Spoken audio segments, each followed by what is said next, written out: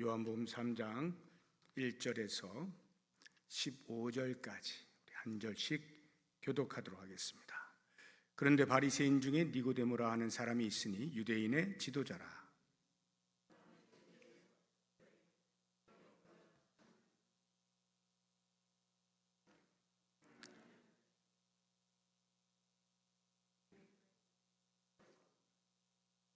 예수께서 대답하여 이르시되 진실로 진실로 내게 이르노니 사람이 거듭나지 아니하면 하나님의 나라를 볼 수 없느니라.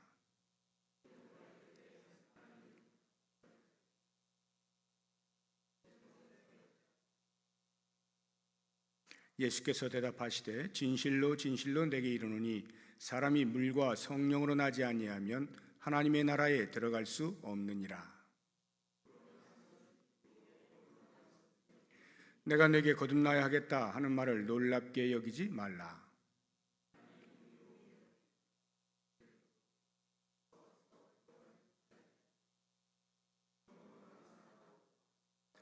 니고데모가 대답하여 이르되 어찌 그러한 일이 있을 수 있나이까?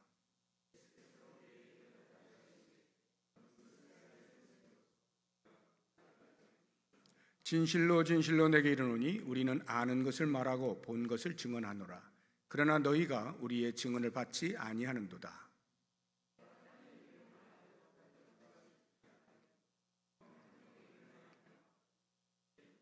하늘에서 내려온 자 곧 인자 외에는 하늘에 올라간 자가 없느니라. 같이 읽습니다. 이는 그를 믿는 자마다 영생을 얻게 하려 하심이니라. 아멘. 오늘 읽은 본문의 말씀에는 두 사람의 등장인물이 나옵니다. 예수님과 니고데모입니다. 둘 사이에 대화하는 내용이 오늘 본문의 말씀인데요. 먼저 니고데모가 어떤 사람인가 하는 부분을 좀 알 필요가 있습니다. 니고데모는 랍비, 오늘날로 하면 종교 선생님, 신학 교수 이렇게 이해를 하시면 될 것 같습니다. 율법의 정통한 랍비 바리새인이었고요.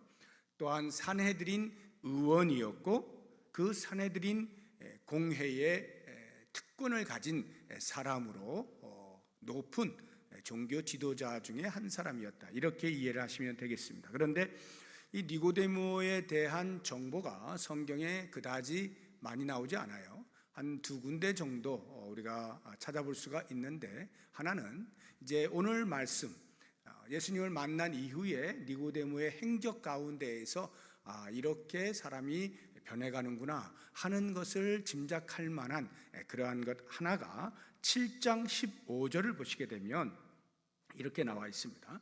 우리 율법은 사람의 말을 듣고 그 행한 것을 알기 전에 심판하느냐? 라고 하는 이 질문이 뭐냐면, 산헤드린 공회원들이 모여서 예수님을 어떻게 하면 잡을 수 있을까, 해할 수 있을까 음모를 꾸미고자 할 때에 니고데모가 그 회원 가운데 한 사람으로서 이렇게 이야기한 거예요. 우리 율법에 어디 말만 듣고 행한 것에 대하여 증명한 것도 없이 정죄하는 일이 어디 있단 말이냐 라고 하면서 예수님을 변호하는 모습을 볼 수가 있어요. 이것만 보아도 어느 정도 니고데모가 좀 변화되어 가고 있었다는 사실을 알 수가 있는데요. 마지막 부분에 보게 되어지면은 예수님께서 십자가에서 돌아가신 이후에 장사를 지낼 때 니고데모가 등장을 합니다. 요한복음 19장 39절을 보시면 일찍이 예수께 밤에 찾아왔던 니고데모도 해서 오늘 본문의 말씀에 등장하는 그 니고데모가 바로 이 사람인데, 모략과 침향 섞은 것을 100리트라쯤 가지고 온지라. 예수님이 죽으신 이후에 아리마대 요셉과 여러 여인들과 함께 예수님을 장사 지내기 위하여 그 물품들을 가지고 왔다는 사실을 이제 보여주고 있습니다. 그런 걸 보면 상당히 변화되어진 모습을 짐작해 볼 수가 있습니다. 이제 오늘 본문으로 와서 니고데모가 예수님을 이제 찾아오는데요. 밤에 찾아옵니다. 밤에 찾아오는 것은 예수님께서 공생애를 시작하시면서 대부분 낮에 사역을 하시니까 사역할 때 바쁠 때 찾아와서 이야기할 수는 없죠. 그러니까 사역이 다 마치고 어느 정도 한가할 즈음을 짐작하여서 밤에 찾아온 것으로 볼 수가 있습니다. 그런가 하면 또 다른 하나의 이유를 보자고 하면 그가 종교 지도자잖아요. 유대교의 종교 지도자예요. 그런데 예수님이 가르치시는 내용들은 사뭇 달라요. 그래서 종교 지도자들이 예수님에 대하여 마뜩치 않게 여기고 있는 상황이었기 때문에 그들의 눈을 의식하여서 사람들이 보지 아니하는, 하마평에 오르지 않을 만한 그러한 시간에 조용히 찾아온 것으로 보입니다. 그러면 니고데모가 왜 찾아왔을까를 생각해 볼 때 2장 23절을 보시게 되면 6월절에 예수께서 예루살렘에 계시니 많은 사람이 그의 행하시는 표적을 보고 그의 이름을 믿었으나, 이렇게 돼 있죠. 그러니까 6월절에 사람들이 많이 모여 있는데 예수님께서 표적을 행하시는 것을 여러 사람들이 목도한 거예요. 아마도 니고데모도 그러한 사람 가운데 한 사람이었을 것이 틀림없습니다. 그래서 니고데모의 생각에 예수님은 보통 사람이 아니다, 일반적인 그런 사람이 아니야, 하나님으로부터 오신 선생님이야 라는 생각을 하게 되는 것이 2절을 보시게 되면 그가 밤에 예수께 와서 이르되 랍비여 우리가 당신은 하나님께로부터 오신 선생인 줄 아나이다. 하나님이 함께 하시지 아니하시면 당신이 행하시는 이 표적을 아무도 할 수 없음이니이다. 사람으로서는 할 수 없는 일 하나님께서 하게 하셨으므로 하셨을 것이라 생각합니다. 이렇게 이야기를 하는 것입니다. 그때 예수님께서 그 말에 대하여 대답해 주시는 장면이 3절에 나오는데 예수께서 대답하여 이르시되 진실로 진실로 내게 이르노니 사람이 거듭나지 아니하면 하나님의 나라를 볼 수 없느니라. 예수님의 표적 행하심에 대하여 놀라워하면서 하나님으로부터 오신 선생님이 틀림없습니다 라는 말에 대한 대답치고는 앞뒤가 별로 맞지가 않는 말입니다. 거듭남, 중생에 대하여 가르치신 거예요.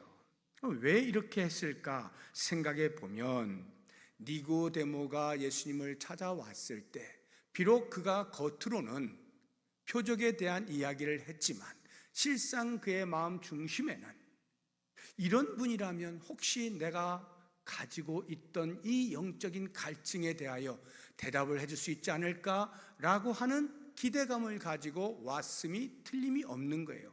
그 영적 갈증이라고 하는 것이 바로 이 거듭남, 중생, 어떻게 하면 하나님 나라에 들어갈 수 있느냐 하는 이것에 대하여 그들이 종교 지도자로서 오랫동안 율법을 가르쳐 왔음에도 불구하고 자기들 스스로도 답을 얻지 못하고 있는 그런 상황 속에서 혹시 이 사람이라면, 이 랍비라면 가능하지 않을까라고 하는 그 생각에 찾아왔다는 사실을 우리가 추측해 볼 수가 있는 거예요. 예수님의 그 대답을 통해서 말이죠. 우리들은 모르잖아요. 그러나 예수님은 사람의 속마음을 다 아시잖아요. 정말로 니고데모가 찾아온 이유, 그의 마음 가운데 갈망하고 있는 궁금함, 그것에 대하여 아시고 이렇게 거듭남과 중생에 대한 교훈을 주고 계시는 겁니다. 그렇다고 하면 거듭남이라고 하는 것이 뭐냐? 오늘 말씀의 제목인데, 거듭남, 우리가 일반적으로 이 거듭남이 꼭 우리 기독교에서만 쓰는 용어가 아니죠. 일반적으로 누구나 다 거듭난다는 말을 씁니다. 그런데 일반적인 용례에서의 그 거듭남이라고 하는 것은 도덕적 관점에서의 거듭남, 새롭게 변화되어지는 이러한 것을 주로 말하죠. 예를 들어서 교도소를 갔다 왔는데 이제는 거듭나야 돼 라고 이렇게 누군가가 이야기한다면 그것은 갱생의 삶을 살아야 된다라는 것을 말하고 있는 것이죠. 우리가 보통 환골탈태라고 하는데 점점 더 나은 쪽으로 바뀌어가는 것을 의미하는 거예요. 이것이 일반적인 용례입니다. 그런데 성경에서는요, 그렇게 어떤 그 삶의 변화 이전에 먼저 변화되어지는 것을 말하고 있는데, 그것이 바로 신분의 변화입니다. 그래서 성경에서 말할 때 이 거듭남, 중생이라고 하는 것은 너가 전에는 어둠의 자식이었는데 이제는 하나님의 자녀다, 생명을 얻은 자다라고 하는 신분상의 변화를 말할 때 중생이라고 표현을 하고 있는 것입니다. 그래서 이 거듭난다, 3절에 나오는 사람이 거듭나지 아니하면 할 때 이 거듭난다라고 하는 말의 원어를 보시게 되면 겟네데 아노덴 이렇게 표현이 되어 있어요. 앞에 나와 있는 이 겟네데라고 하는 것이 겟나오, 나타라는 말이니까 태어남, 출생을 말하는 거예요. 그 뒤에 나오는 아노덴이라고 하는 이 말이 부사 또는 형용사인데 앞에 있는 그 동사를 꾸며주는 거예요. 이 동사가 수동태거든요. 거듭나진다, 태어나진다는 말이에요. 태어나지는 거예요. 근데 어떻게? 아노덴. 이 아노덴이 여러 의미들을 가지고 있어요. 대표적으로 크게 세 가지 의미를 살펴보게 되면 제일 먼저 영어로 보시면 금방 알 수가 있어요. 제일 먼저 나오는 것이 born again입니다. born은 태어난다는 말이고 뒤에 있는 아노덴의 뜻 가운데 다시라고 하는 뜻이 있어요. again, 다시 태어난다라고 하는 말이에요. 두 번째는 born anew라고 하는 거예요. anew라고 하는 건 새롭게라는 말입니다. 새롭게 태어난다라고 하는 말이에요. 그리고 마지막 세 번째가 위로부터 태어난다 해서 born from above라고 하는 이러한 의미를 가지고 있어요. 위로부터 태어난다. 이 세 가지가 아노덴이라고 하는 이 언어 속에, 이 단어 속에 다 함유하고 있는 의미들이에요.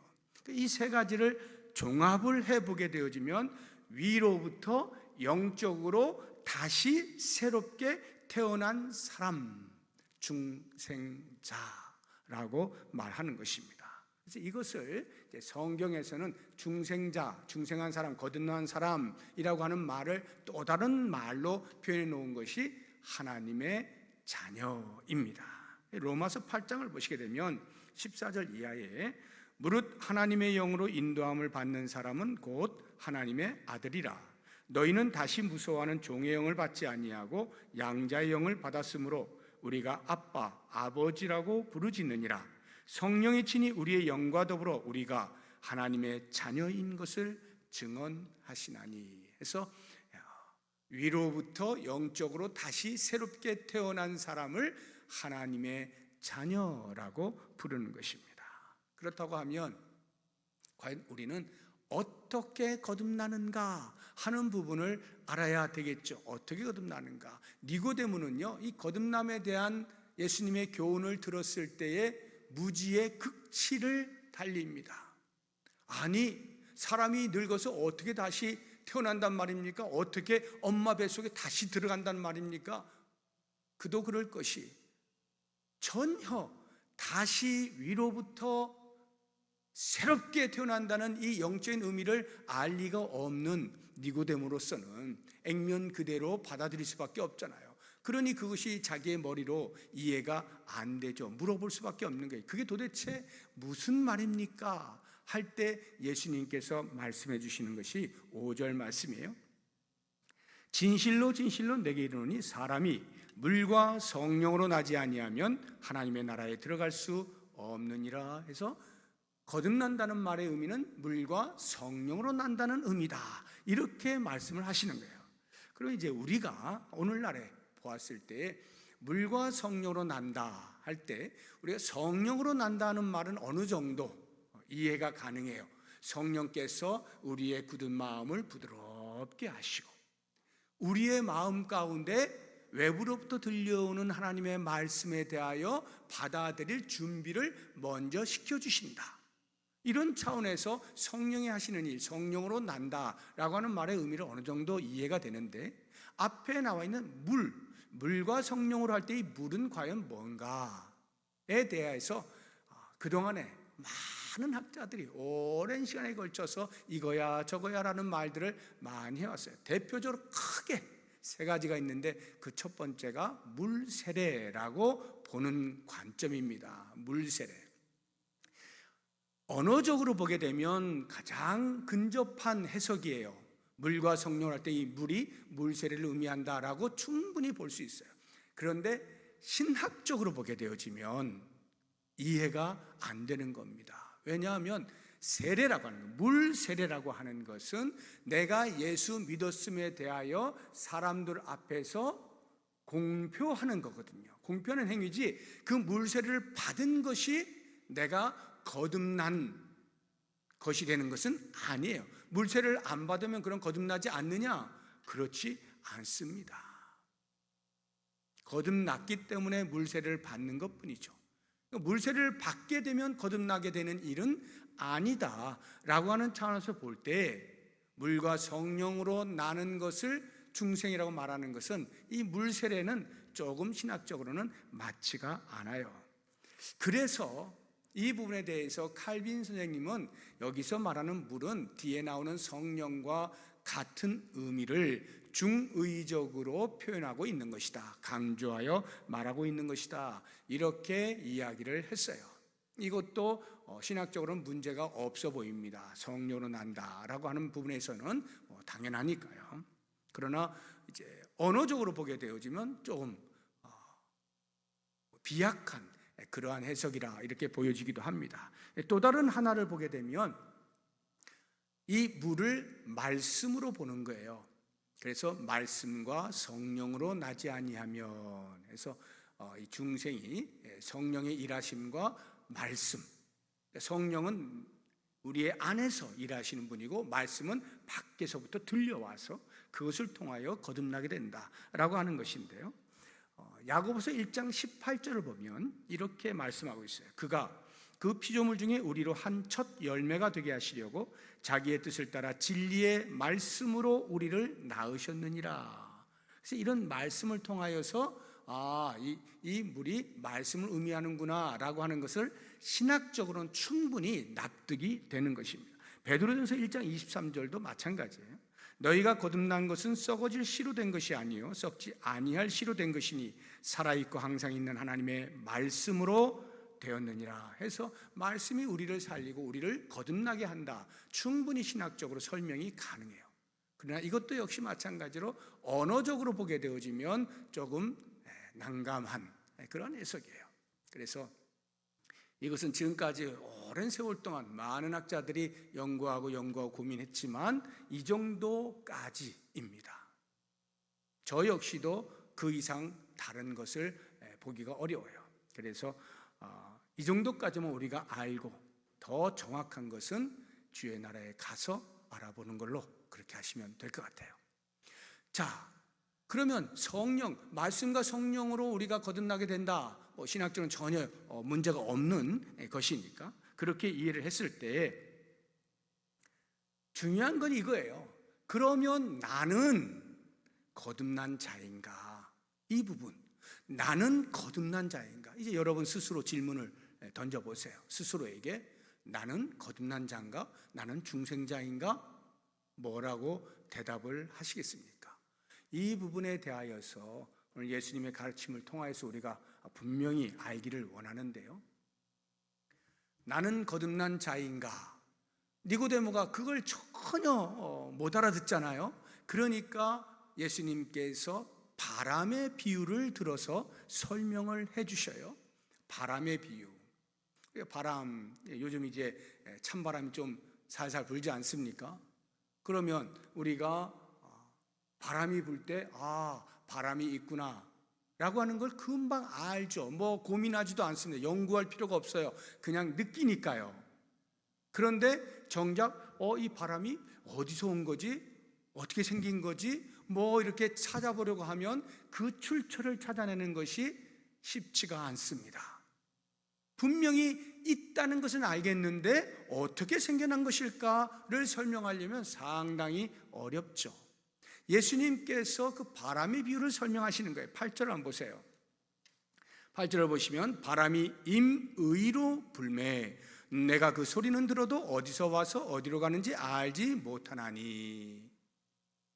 바람이 부는 건 분명히 알겠는데 이게 어디서 온 것인지 어떻게 나온 것인지 잘 모른다 이 말이에요.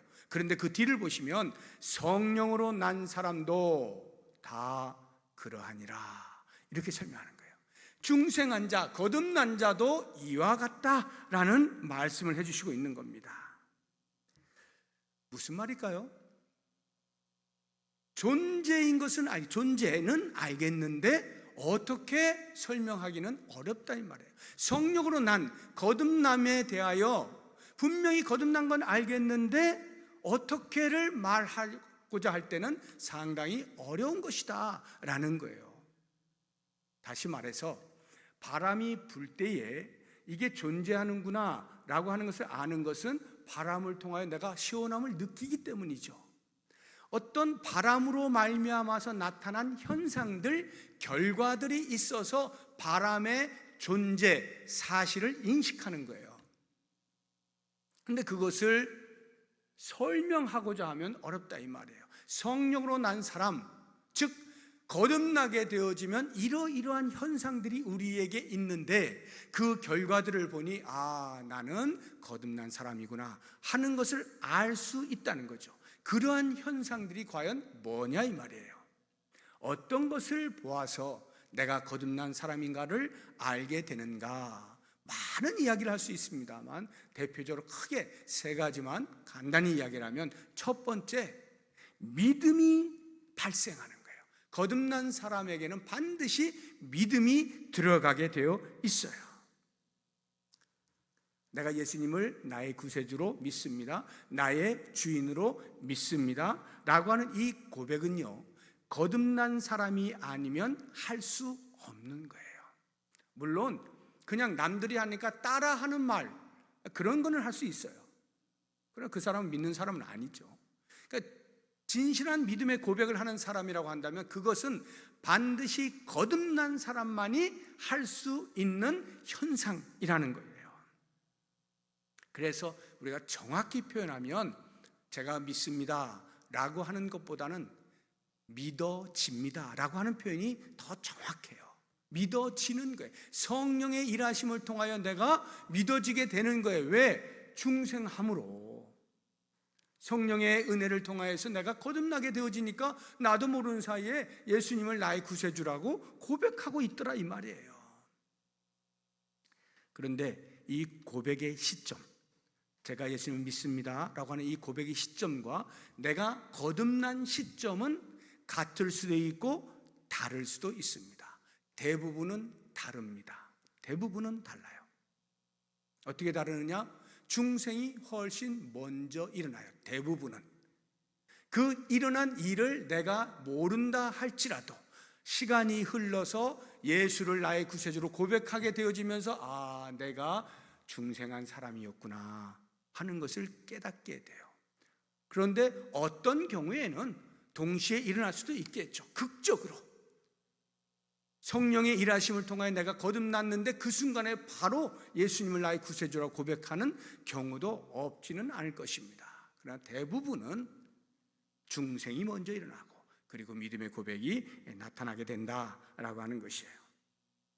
두 번째로 내가 거듭난 자인가를 알 수 있는 현상, 그것은 하나님의 사랑을 깨닫게 되는 거예요. 하나님의 사랑, 나를 향하여 가지고 계신 하나님의 사랑을 깨닫게 돼요. 그러면서 나도 모르는 사이에 하나님을 아버지라고 부르는 거예요. 우리 아까 보았잖아요. 로마서 8장에 다시 한번 보시게 되면 14절 15절 보면, 무릇 하나님의 영으로 성령으로 인도함을 받는 사람은 곧 하나님의 아들이라. 너희는 다시 무서워하는 종의 영을 받지 아니하고 양자의 영을 받았으므로 우리가 아빠 아버지라고 부르짖느니라. 하나님의 베푸신 사랑, 십자가 은혜를 통하여 나를 구원하여 주신 그 놀라운 사랑을 깨닫게 되어지는 순간 아빠 아버지라 부르게 되어지는 거예요. 자연인은 결코 부를 수 없는 말이 하나님 아버지죠. 믿는 사람에게만 자연스럽게 나오는 고백입니다.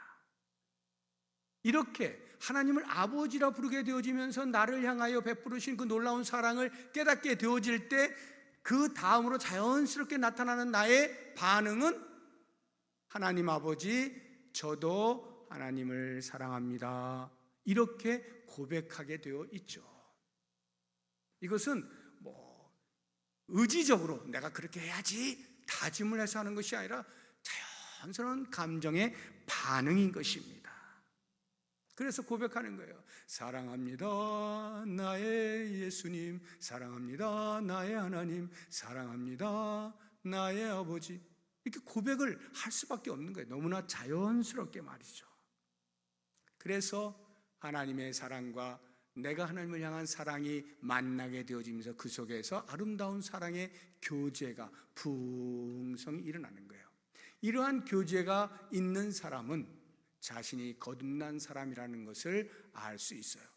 어떻게 거듭났지? 언제 거듭났지? 몰라도 그 현상을 통하여 나는 거듭난 자이구나 하는 것을 알 수 있다 이 말이에요. 마지막 세 번째로 어떻게 우리가 알 수가 있는가? 내 생활의 변화를 보면 내가 거듭난 사람이라는 것을 알 수가 있어요.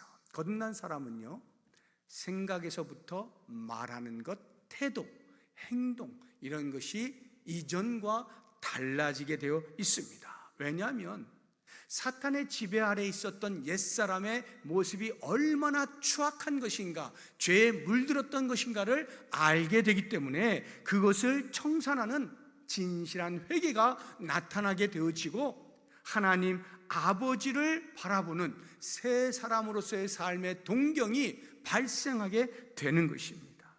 물론 이러한 삶의 변화는 하루 아침에 일어나는 것은 아니에요.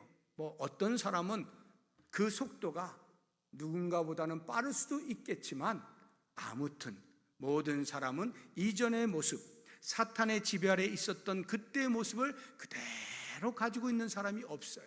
거듭난 사람은요, 반드시 삶의 변화가 일어나게 되어지는 거예요. 실제적으로 얼마나 빠르게 가느냐 늦게 가느냐라고 하는 것은 사람마다 조금씩 다를 수는 있겠지만 변화는 반드시 있게 되어 있어요. 그래서 우리가 지난 주일 오전에 본 말씀인데 마태복음 5장 14절을 보면 너희는 세상의 빛이라 산 위에 있는 동네가 숨겨지지 못할 것이요. 이렇게 산 위에 있는 동네, 저 높은 산에 동네가 있는데 그걸 아무리 뭘로 숨기려고 해도 숨길 수가 없죠. 그냥 보이는 거예요.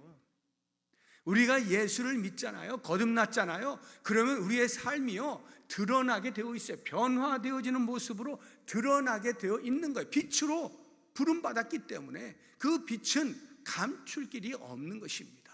드러나게 되어 있는 거예요. 요한복음 3장 20절 이하를 보면요, 악을 행하는 자마다 빛을 미워하여 빛으로 오지 아니하나니 이는 그 행위가 드러날까 함이요 진리를 따르는 자는 빛으로 오나니 이는 그 행위가 하나님 안에서 행한 것임을 나타내려 함이라 하시니라.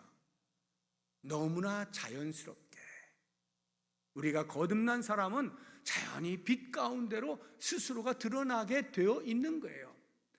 악을 행하는 자는 빛 가운데로 오지 않습니다. 자기 자신이 드러나면 안 되니까요. 자꾸 숨기는 거예요.